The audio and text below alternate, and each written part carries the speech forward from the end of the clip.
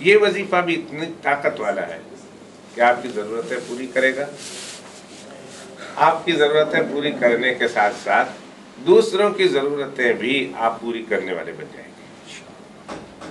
وہ کیا ہے؟ دن میں 24 گھنٹے میں ایک تسبیح which is 100 ٹائم، بس یہ پڑھنا ہے، لا الہ الا اللہ الملک الحق المبین۔ لا الہ الا اللہ کے بعد یہ 3 لفظ زیادہ پڑھنا ہے، اور یہ کلمہ شریف نبی پاک صلی اللہ علیہ وسلم کے روضہ اطہر پر جب آپ صلاۃ و سلام پیش کرنے کے لیے جاتے ہیں تو جہاں کہتے ہیں نا کہ اللہ کے پیغمبر علیہ الصلوۃ والسلام کا چہرہ انور اس طرح کو ہے، مواجہ شریف جس کو کہتے ہیں، وہ جو سوراخ سا بنا ہوا ہے، اس کے اوپر جو سنہری جالی ہے، اس جالیوں پر یہی کلمہ لکھا ہوا ہے، پوری جالی پر مبارک پر وہ کلمہ لکھا ہوا ہے، لا الہ الا اللہ الملک الحق المبین۔ لا الہ الا اللہ الملک الحق المبین، یہ 3 جملہ کرنا ہے، الملک الحق المبین، 100 دفعہ پڑھنا ہے دن۔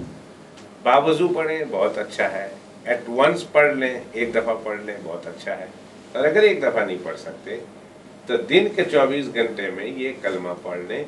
اس کلمے کو کہتے ہیں مالا مال کر دینے والا کلمہ، بندے کو دنیا کی دولت سے، آخرت سے تو مالا مال کرتا ہے، دنیا سے مالا مال کر دینے والے کلمہ، لا الہ الا اللہ الملک الحق المبین۔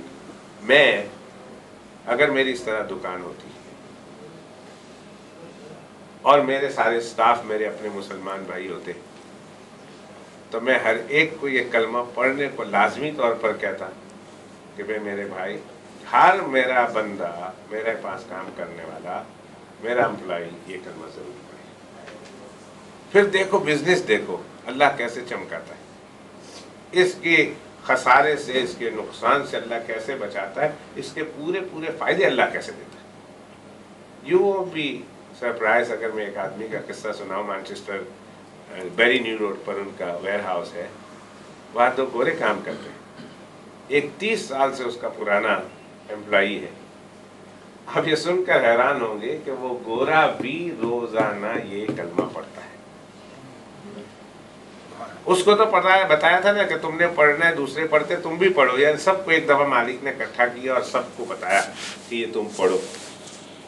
تو وہ بھی امپلائی تھا تو اس کو بھی بیٹھنا تھا، تو اس کو کہا تم بھی پڑھو۔ وہ پڑھتا ہے، 30 سال سے وہ اس کا ملازم ہے، گاڑی چلاتا ہے، آگے پیچھے جاتا ہے، ادھر ادھر، اب تو بڑا سینئر ہو گیا۔ اس کا یہ کہنا ہے کہ I don't know about you, تم لوگوں کے بارے میں مجھے پتا نہیں، میں اس کلمہ کے پڑھنے کے بعد میری زندگی بدل گئی، اس کے گھر کے حالات بدل گئے۔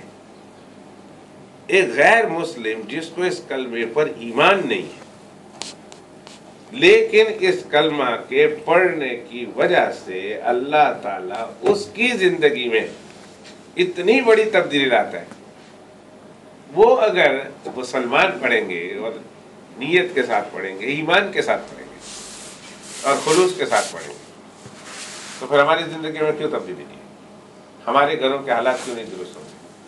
یہ میں نے بتایا نا، یہ صرف اپنی ضرورتیں نہیں پوری کرے گا، یہ دوسروں کی ضرورتیں پوری کرے گا۔